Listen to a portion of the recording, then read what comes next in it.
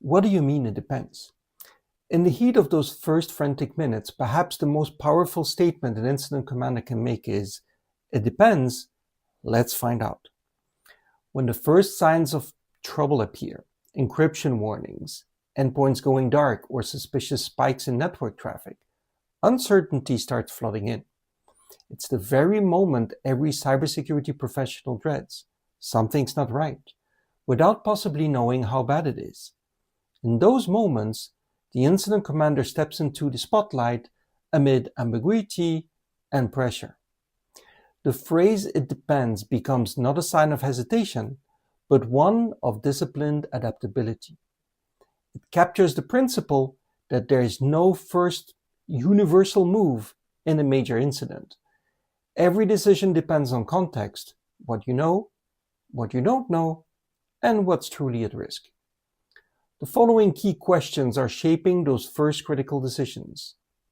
When was the incident first detected? How far has the ransomware or intrusion spread? Are there any critical systems or backups compromised? What legal or regulatory frameworks are at play? What level of downtime can the organization actually tolerate? Let's illustrate this with a real case scenario. A couple of years ago, I worked an incident that no one could basically log onto the network. Several theories were thrown into the mix of discussions at the time. Unplanned IT outage following an IT change, network outage caused by a hardware failure, denial of service attack against the Active Directory.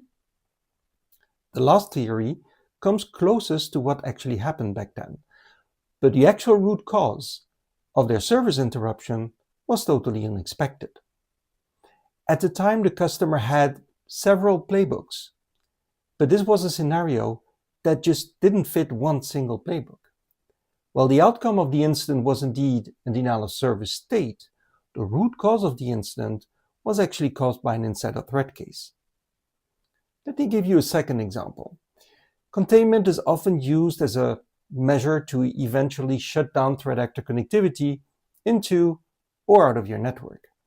But in a case where the threat actor has been present on the network for an extended period of time, for example, a nation-state sponsored threat actor group, and you're being tipped off by law enforcement of a potential C2 IP address, just cutting off that one single IP address might not work in your favor if you actually haven't fully understood the full threat actor footprint on your network.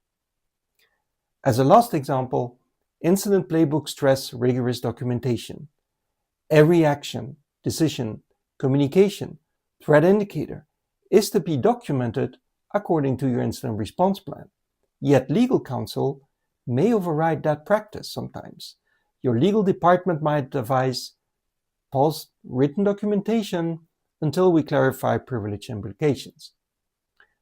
This tension highlights another truth of incident command. The rules can change mid-battle. The "it depends" transforms panic into purpose. It keeps teams analytical, evidence-driven, and adaptable. Being an incident commander isn't knowing all the answers. It's about knowing how to keep asking the right questions when everything is at stake.